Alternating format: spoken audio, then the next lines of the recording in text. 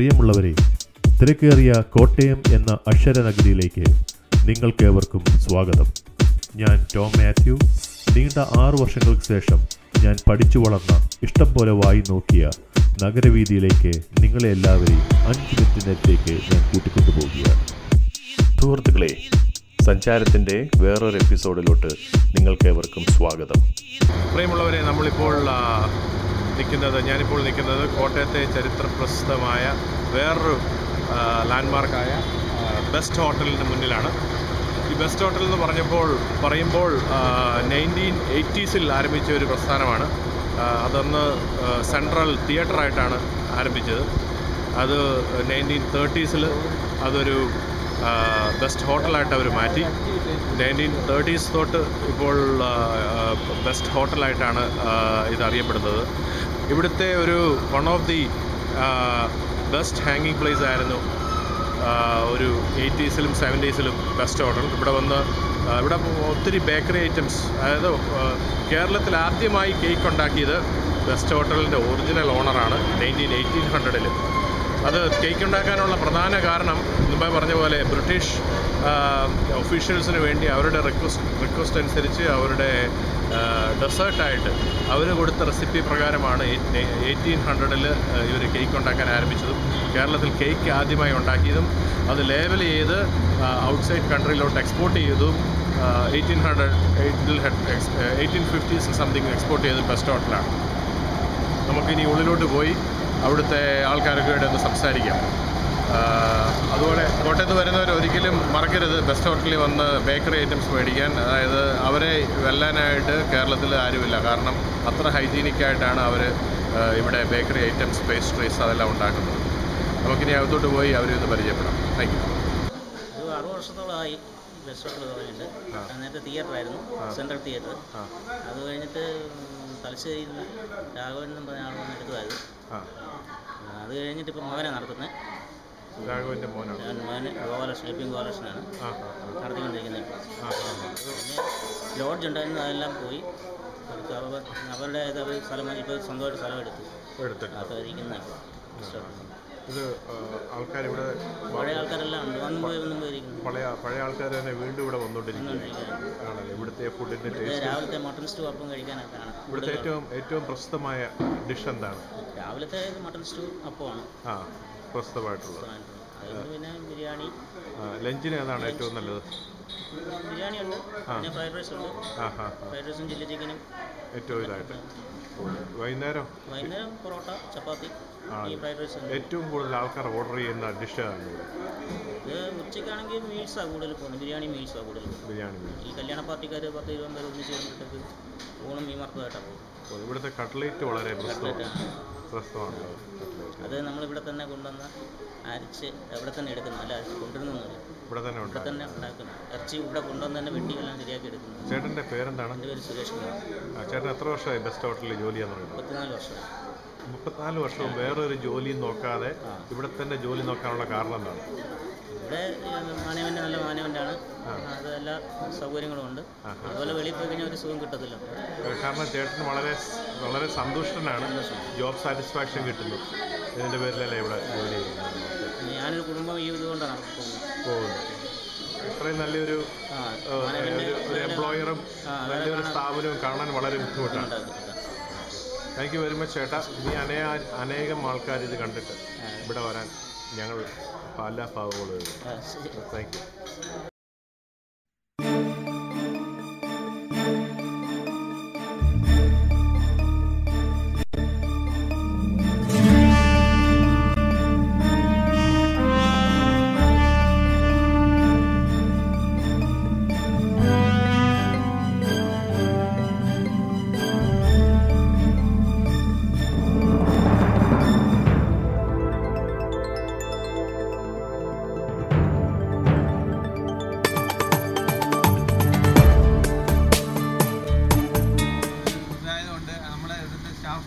ഇതെല്ലാം ഈക്വലായിട്ട് കോപ്പറേറ്റ് ചെയ്ത് പോകുന്നുണ്ട്. പിന്നെ ഇവിടെ വരുന്ന നമ്മളെ കസ്റ്റമേഴ്സ് പിന്നെ നമുക്ക് ഒരേ രീതിയിൽ മെയിൻറ്റെയിൻ ചെയ്ത് ആവറേജ് സ്റ്റാൻഡേർഡിൽ കൊണ്ടുപോകാൻ പറ്റി. പിന്നെ ലോഡ്ജിങ്, ഇന്നത്തെ കാലത്ത് ലോഡ്ജിങ് എന്ന് പറയുമ്പോൾ ഇവിടെ ബില്ലിയാർഡ്സ് ടേബിളും അതും ഇതൊക്കെ ഉണ്ടായിരുന്നു. പിന്നെ ലവ് ബേർഡ്സ്, അങ്ങനത്തെ കുറേ ഫിഷ്, അതുപോലത്തെ കുറേ വെറൈറ്റി ഓഫ് ഇതുണ്ട്. ഗാർഡനും പണ്ടത്തെ ഒരു വലിയ ഹോട്ടലായിരുന്നു 1950s. എന്നാ ഇത് തുടങ്ങിയത്? ഇത് തുടങ്ങിയത് ഏകദേശം ഒരു 75 years ആയി എന്ന് പറഞ്ഞു കഴിഞ്ഞാൽ 1930s 34 തുടങ്ങിയത്. 34-35 ഏകദേശം. അന്നേരം ഇതിന്റെ പേരെന്തായിരുന്നു? അന്നേരം ബെസ്റ്റ് ഹോട്ടൽ. അതിന് മുമ്പായിരുന്നു തിയേറ്റർ. 30s central theatre. അതായത് 1930 മുമ്പായിരുന്നു സെൻട്രൽ തിയേറ്റർ. Central theatres 34-35 ആയിക്കാം. ആണല്ലേ? എത്ര നാളുണ്ടായിരുന്നു സെൻട്രൽ തിയേറ്റേഴ്സ്? സെൻട്രൽ തിയേറ്റേഴ്സ് ഉദ്ഘാടനം ചെയ്യുന്ന ആ ഷോൺ ഇവിടെ ഉണ്ടായിരുന്നു. അതിപ്പം എനിക്ക് അത്ര ഓർമ്മയില്ല. നമ്മളെ ഒരു ഫാദേഴ്സ്, എൻ്റെ ഫാദറിൻ്റെ അല്ല, എൻ്റെ ഫാദറിൻ്റെ ബ്രദറാണ് ആക്ച്വലി ഇത് തുടങ്ങിയത്. ചേട്ടൻ്റെ പേരെന്താ? എൻ്റെ പേര് രവി അല്ലേ? ഇപ്പോഴത്തെ പ്രൊപ്പറേറ്ററിൻ്റെ പേര് ഗോപാലേഷ്. ഇപ്പോഴത്തെ പ്രൊപ്പറേറ്ററിൻ്റെ പേര് ഫാദറിൻ്റെ ആരാ പറഞ്ഞ? ഫാദറിൻ്റെ ബ്രദറാണ് തുടങ്ങിയത്. ബ്രദറിൻ്റെ അവരാണ് അതിൻ്റെ ഓണേഴ്സ്. ഫാദറിൻ്റെ ബ്രദർ, ഞാൻ പുള്ളിയുടെ ബ്രദറിൻ്റെ സൺ. അപ്പം ചേട്ടൻ്റെ ഫാദർ ഇവിടെയാണ് ജോലി ചെയ്തത്? എൻ്റെ ഫാദർ നേരത്തെ ഇവിടെ ഉണ്ടായിരുന്നല്ലേ? അപ്പം പുള്ളി വെച്ച് പോയി. അതിന് മുമ്പുള്ള ഇതാണ്. പിന്നെ ലോഡ്ജിങ്ങും അതുപോലെയുള്ള അന്നത്തെ ഫെസിലിറ്റീസ് നോക്കുമ്പോൾ ഒരു ടോപ്പ് ക്ലാസ് ഇതാണ് അന്നത്തെ കാലത്ത് 1930s ആ സമയത്ത്. അതുകൊണ്ട് പിന്നെ അത് ആസിറ്റീസ് കുറേ നമുക്ക് മെയിൻറ്റെയിൻ ചെയ്യും. നമ്മളെ പഴയ കസ്റ്റമേഴ്സ് എല്ലാം നമ്മളെ അന്വേഷിച്ച് വരുന്നുണ്ട് ഇപ്പം പല സ്ഥലത്തും. പല സ്ഥലത്തും സെറ്റിൽ ചെയ്തത്. അപ്പം അവർ ഇത് ഇപ്പോഴും നമ്മളിങ്ങനെ ടച്ചപ്പ് മെയിൻറ്റെയിൻ ചെയ്ത് പോകുന്നതുകൊണ്ട്. അതെ. ഇപ്പോൾ ബെസ്റ്റ് ഹോട്ടലിൻ്റെ ഏറ്റവും വലിയ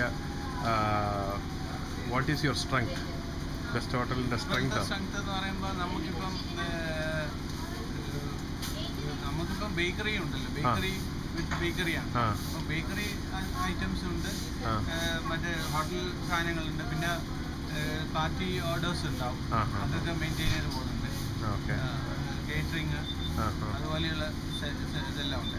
പണ്ട് ഹ്യൂജ് ഇതായിരുന്നു, കേറ്ററിംഗ് ആയിരുന്നു. വലിയ ഹ്യൂജ് വെഡിങ് പാർട്ടീസിൻ്റെ കേറ്ററിങ്ങിൻ്റെ ഇതുണ്ടായിരുന്നു. അപ്പോൾ നമ്മളത് കുറച്ചു. ഒത്തിരി കേറ്റേഴ്സ് വന്ന് കൊണ്ടുപോകാം. അത് ഒത്തിരി കുറച്ചു. ഇനി എന്തെങ്കിലും പുതിയ പ്ലാൻസ് ഉണ്ടോ ബെസ്റ്റ് ഹോട്ടലിന്?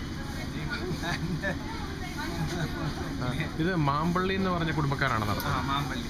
ഓക്കെ അല്ലേ? ഇവിടെ അത് കേരളത്തിൽ ആദ്യമായിട്ട് കേക്ക് ഉണ്ടാക്കിയത്. കേരളത്തിലെ ഫസ്റ്റ് ലോഞ്ച് ചെയ്ത ബേക്കറി ആൾക്കാരാണ് മാമ്പള്ളി. ഓക്കെ. കേരളത്തിൽ ആദ്യമായിട്ട് കേക്ക് ഉണ്ടാക്കിയത്. അതിൽ ഏറ്റവും അങ്ങേയറ്റത്തുള്ള പുള്ളിയാണ് സ്റ്റാർട്ട് ചെയ്തത്. അതായത് സ്റ്റാർട്ടഡ് ഇൻ 1880. വാവ്. അദ്ദേഹത്തിൻ്റെ പേരെന്താണ്? Mampally Bappu. Oh okay. Grandfather അങ്കിളാണ് പുള്ളിയല്ലേ? ഇത് നമ്മളെ ഗ്രാൻഡ് ഫാദർ. ഓ ഇതല്ലേ? ഇത് ഇവിടെ പുള്ളിയാണ് സ്റ്റാർട്ട് ചെയ്തത്. അദ്ദേഹത്തിൻ്റെ പേര് രാഘവൻ. പിന്നെ അന്നത്തെ കാലത്ത് സിലോൺ സിംഗപ്പൂറൊക്കെ നമുക്ക് അവിടുന്ന് തലശ്ശേരിയിലായിരുന്നു ഒറിജിൻ ബേക്കറി. അന്നത്തെ കാലത്ത് നമുക്ക് ലേബിൾ ചെയ്ത എക്സ്പോർട്ട്സ് ഉണ്ടായിരുന്നു. 1930s അല്ല, 1880 അന്ന്. 1880 കേക്ക് കേരളത്തിന് 1880 ഫസ്റ്റ് സ്റ്റാർട്ടഡ്. അതിനുശേഷം ഒരു 1880-90 ഒക്കെ ആകുമ്പോഴത്തേക്കും ലേബിൾ ചെയ്ത ബിസ്ക്കറ്റ്സും അതും ഇതെല്ലാം കൊടുക്കുന്നുണ്ട്. കേരളത്തിന് പുറത്തോട്ടാണോ? ഇന്ത്യക്ക് വെളിയിലോട്ട്. ബ്രിട്ടീഷുകാർ. ഓ ഓക്കെ. പിന്നെ അവിടെ ആ ഭാഗത്ത് ഇത് വരുമ്പോൾ ബ്രെഡ് നമ്മൾ സപ്ലൈ ചെയ്യും. ആ സമയത്ത് ഷിപ്പ് വരുമ്പോൾ അന്നത്തെ കാലത്ത് ബ്രിട്ടീഷുകാർക്ക് കേക്ക് ഒരു one of the important food ഐറ്റമാണ്, ഡെസേർട്ട് ഐറ്റം. അങ്ങനെയാണ് ശരിക്കും തുടങ്ങുന്നത്. അവർക്ക് വേണ്ടി അന്ന് ആവശ്യപ്പെട്ട് റിക്വസ്റ്റ് ചെയ്തിട്ടാണ് കേക്ക് ആദ്യം ഉണ്ടാക്കുന്നത്. ആണല്ലേ? ആ റെസിപ്പി കളക്ട് ചെയ്തിട്ടാണ് ചെയ്യുന്നത്. റിക്വസ്റ്റ് പ്രകാരം. ഓക്കെ. അമേസിങ്. ഓക്കെ ചേട്ടാ, താങ്ക് യു വെരി മച്ച്. ഇത്രയും നാളൊരു ഷോർട്ട് ഹിസ്റ്ററി തന്നതിനെ പറ്റി. शुक्लाम्बरधरं विष्णुं शशिवर्णं चतुर्भुजं प्रसन्नवदनं ध्यायेत् सर्वविघ्नोपशान्तये. वशाम्यहम्